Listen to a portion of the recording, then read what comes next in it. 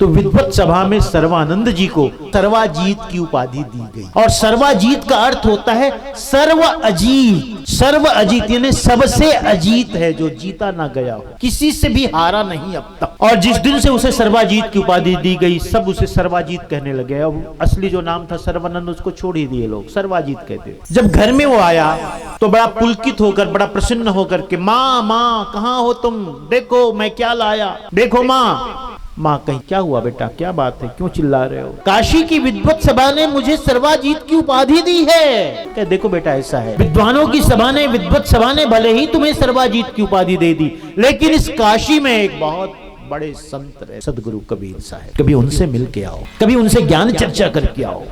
और यदि सदगुरु कबीर साहब तुम्हें सर्वाजीत की उपाधि दे दें, कभी उनसे शास्त्रार्थ करके आओ और तुम उसे पराजित कर दो, तो मैं जानूंगी कि तुम सचमुच सर्वाजीत। पता उसने किया, पता का पता किया, साहेब की कुटी का आश्रम का पता किया, पता चल गया क्षेत्र का, एरिया का। फिर एक दिन उसने बैल में शास्त्रों को लादा, अपने 2 शिष्यों को रखा, बड़ी पगड़ी, धोती, कुर्ता, लंबा चौड़ा शरीर, गौर वर्ण शरीर और तिलक माथे पर चला सदगुरु कबीर साहब से शास्त्रार्थ करने। उस समय कुएं में से लोग पानी भरते थे, तो कुएं के आसपास बहुत सारी उस मोहल्ले की बेटियां बहुएं वहां पे पानी भर रही। ये गया उसके पास, वो जितनी भी बहनें बेटियां थी, एक बार सब उसे ऊपर से नीचे तक निहारी, देखी, अच्छा पंडित लगता है, सबके सब निहारी और खिलखिला के हंस पड़ी।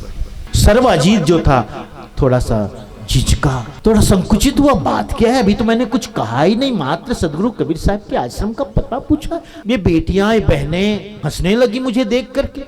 उसने पूछा क्या बात है बेटा, क्यों हंसते हो? उसमें से जो होशियार थी उसने कहा, बहनों बेटियों ने पता बताया, कबीर का घर शिखर पर जहां सिलहली गए, इतना रपटीला रास्ता, लेकिन पहुंचे। वहां पहुंचने के बाद कमाली जो साहब की शिष्या थी बाहर आई, किसी के आने की आवाज, आहट मिली तो बाहर आई। जो सर्वाजीत थे उसके पास एक पात्र था, जल पात्र, लोटा जल से पूर्ण भरा हुआ था। सदगुरु कबीर साहब की शिष्या जो कमाली थी, उसके हाथ में लोटा दे करके कहा कि आप इसे अपने गुरुदेव को दे देना, यही मेरा परिचय है, अपना परिचय। जल से पूर्ण घट को यानी लोटे को हाथ में दे करके अपना परिचय भेजा था। सदगुरु कबीर साहब के पास कमाली गई और उसने बताया कि कोई आए हैं, आगंतुक है, नवागंतुक है, और उसने अपना ये लोटा, ये जल से भरा लोटा भेजा। पता नहीं क्यों भेजा, मुझे नहीं पता।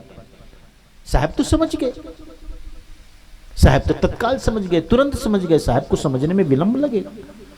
जल से पूर्ण घट है, लोटा है, इसका मतलब है कोई पंडित है, और पंडित ये कह रहा है कि मैं सभी शास्त्रों से, ज्ञान से परिपूर्ण हूं, सभी ज्ञान से, संपूर्ण ज्ञान से परिपूर्ण हूं, वेद शास्त्र पुराण सब।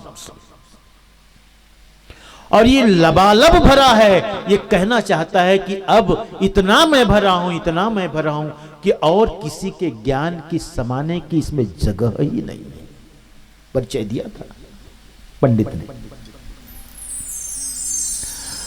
तब क्या होता है, साहब ने समझ लिया। साहब उस समय कुछ कर रहे थे, शायद कुछ कपड़े ही सी रहे थे। हाँ, उसमें से एक सुई निकाली और उस लोटे में साहब ने डाल दी, सुई डाल दी उस जल पात्र में। और कमाली से साहब कहते हैं कि वापस दे दो, हमारा भी परिचय बता दो उन्हें, उन्हें भी तो पता चले हम कौन हैं, और ये कह भी देना। हाँ, अब कहने की जरूरत भी क्या थी, फिर भी कह देना, बता देना कि साहब ने भेजा। कमाली उस लोटे को ले जाकर के पंडित जी को, सर्वाजीत, पंडित सर्वाजीत को देती है। पंडित जी ने कहा, अगर लोटा वापस आया है और ये कह भी रही है कि साहब जी ने कहा है ये उन्हें दे देना, और देख करके, देखने को भी कह देना, समझने को कह देना, क्योंकि लोटा तो इसका था ना। हाँ, पंडित जी अपने साथ लिए के गए थे, तो लौटाना बड़ी बात नहीं थी। लेकिन कमाली ने कहा, साहब ने कहा है देखने को भी। तो जब पंडित जी ने देखा कि जल से भरे हुए उस लोटे में एक सुई अंदर पड़ी हुई है। साहब ने अपना परिचय दे दिया। पंडित जी, तुम कितने भी ज्ञानी क्यों न हो, कितने भी तुम शास्त्र का ज्ञाता क्यों न हो, तब भी मेरा ज्ञान तुम में समा जाएगा, तुम्हारे ज्ञान को छिद्र कर देगा, उसमें समा जाएगा। मेरा ज्ञान बहुत सूक्ष्म है, मेरा ज्ञान बहुत बारीक है। साहब ने अपना परिचय दे दिया, भेज दिया। फिर बुलाते हैं भीतर, दोनों में चर्चा होती है। दोनों में चर्चा होती, आने का प्रयोजन पूछते हैं। जब आने का प्रयोजन पूछते हैं तो पंडित जी बताते हैं कि देखो ऐसा है, विद्वानों की सभा ने मुझे सर्वाजीत की उपाधि दी है, लेकिन मां मानने को राजी नहीं है। उन्हीं मां ने आपके विषय में बताया कि उनसे पहले शास्त्रार्थ करके आओ, अगर उनसे तुम जीत गए तो सचमुच तुम सर्वाजीत हो, इसलिए मैं आपसे शास्त्रार्थ करने आया हूं। साहब कहते हैं देखो ऐसा है, मुझे वाद विवाद में कोई रुचि नहीं है। क्या कहते हैं साहब? मुझे वाद विवाद में कोई रुचि नहीं है और मैं वाद विवाद नहीं करता। और एक बात आपको सत्य कह दो, एक ग्रंथ से बाहर की चीज है, आपसे कहता हूं, जो सज्जन है, जो संत है, वो कभी वाद विवाद में नहीं पड़ता। साहब ने तो कहा, हीरा पायो गांठ गठियायो, बार बार वाको क्यों खोले, और मन मस्त हुआ तो क्यों बोले। जब पा लिया तो बोलने की जरूरत क्या है, जान लिया तो बोलने की जरूरत क्या है। वे तो वे लोग बोलते हैं जो अभी जिन्होंने पाया नहीं है, जिनके पास है नहीं। अधजल गगरी छलकत जाए, जो नहीं पाया। सज्जन कभी विवाद नहीं करते। ध्यान रखना, जो बार बार कसम खाए ना, जानना है कि महा झूठा है। जो बार बार मां की कसम, भगवान की कसम खावे ना, तो इसका मतलब है उसे सत्य पर भरोसा ही नहीं है। जो सत्य पर भरोसा करता है, जो सत्य बोलता है, कभी कसम नहीं खाता, जरूरत ही नहीं, क्योंकि उसे इतना भरोसा है सत्य पर। ये कसम क्या है उसके समक्ष, सत्य तो सत्य है। इसलिए जो ज्ञानी है कभी वाद विवाद नहीं करता। उसने कहा मैं वाद विवाद नहीं करता भाई, और मुझे इसमें कोई रुचि नहीं है, लेकिन मां ने कहा है उसे पराजित करके आओ या हार के आओ, जो भी हो परिणाम, शास्त्रार्थ तो करना है। कह देखो मुझे शास्त्रार्थ करना नहीं है, और एक मिनट, शास्त्रार्थ मुझे करना नहीं है, लेकिन यदि और कोई उपाय हो तो बताओ। सर्वजीत जी कहते हैं, पंडित जी कहते हैं, कैसा है कि यदि आप कहते हो कि मैं शास्त्रार्थ नहीं करना चाहता, और मां चाहती है कि तुम शास्त्रार्थ करके आओ, विजित करके आओ, पराजय करके विजय प्राप्त करके आओ, तब मैं मानने को राजी होंगी। तो एक काम करो, एक कागज में लिख दो ना आप कि मैं जीत गया और आप हार गए, यही लिख के दे दो। तो कहीं लिख के देने की क्या जरूरत है, मां को कह देना ना, मैं गया था सदगुरु कबीर साहब से, मैंने शास्त्रार्थ किया, वो हार गए और मैं जीत गया ना। मेरी मां मानने वाली नहीं है, वो नहीं मानने वाली।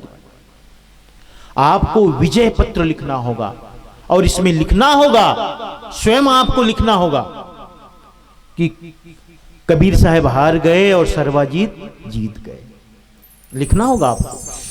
साहब ने कहा भाई मुझसे लिखाओ उखाओ नहीं, क्योंकि मुझे तो लिखना पढ़ना भी नहीं आता। मसी कागज छुओ नहीं, कलम गहो नहीं हाथ, मुझे पढ़ना लिखना नहीं आता है।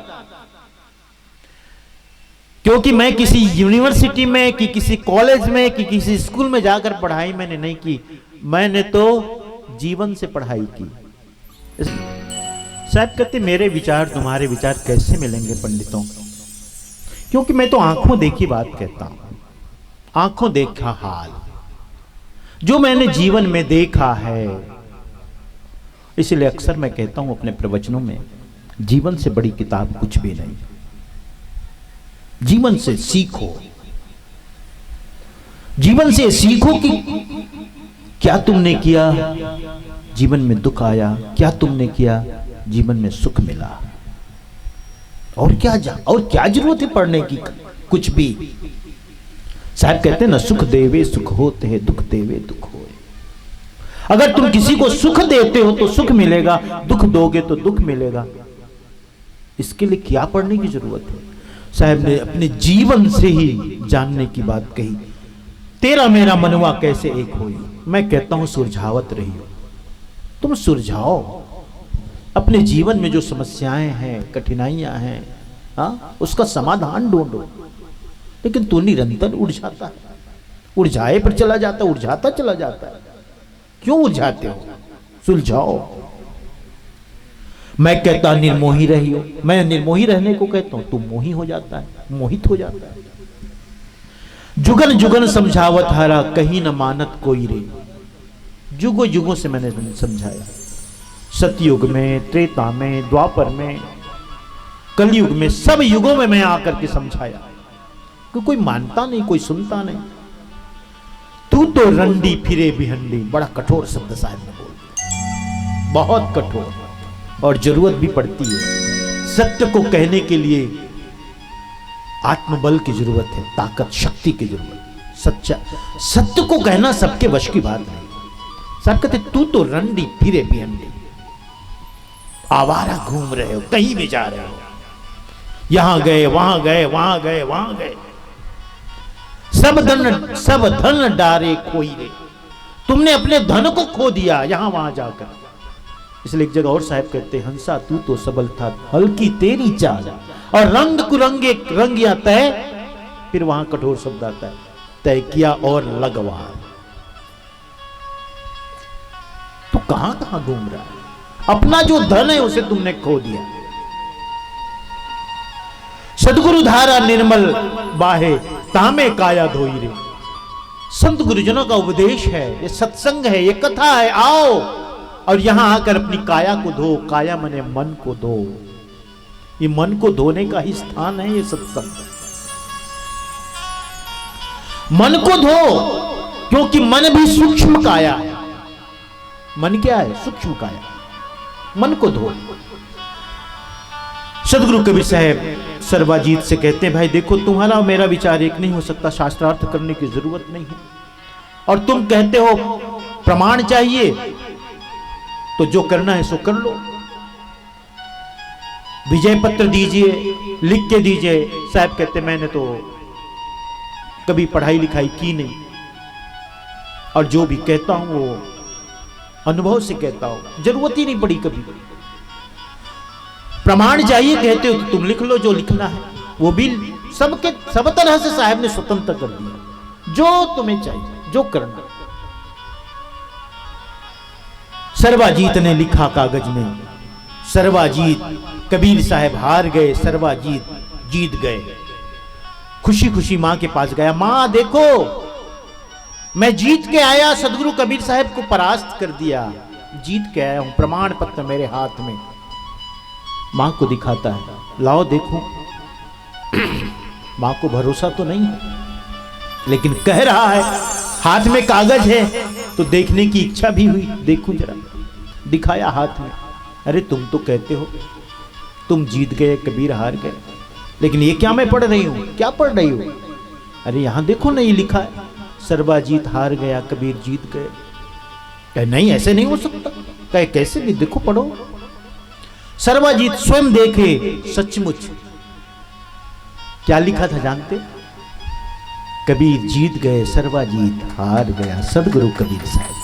क्योंकि सर्वाजीत और कबीर जीत गए मतलब कबीर साहब नहीं जीते, ज्ञान सत्य की जीत। और सर्वाजीत के हारने का मतलब सर्वाजीत व्यक्ति नहीं, अभिमान, घमंड, दंभ, अहंकार हमेशा परास्त होता है, पराजित होता है। ज्ञान और सत्य सदा विजित होता है। इसलिए आप कहते हो सत्य पराजित, सत्य परेशान हो सकता है, पराजित नहीं होता।